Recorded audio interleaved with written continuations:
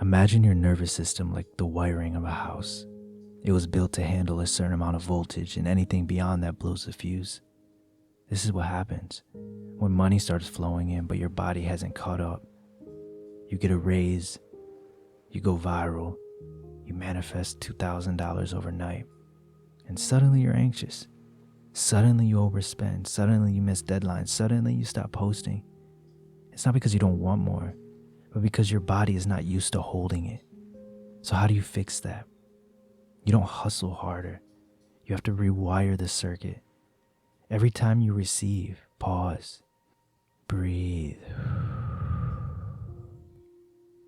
Feel safe in it.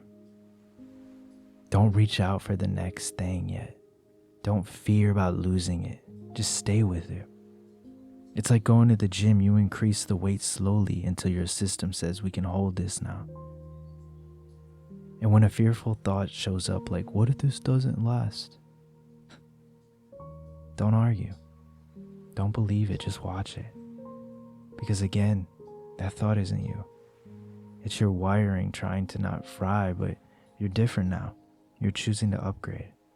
So comment down below, my system can hold wealth now. And like this video if you'd be so kind, and catch you when we align once again. Thank you for watching.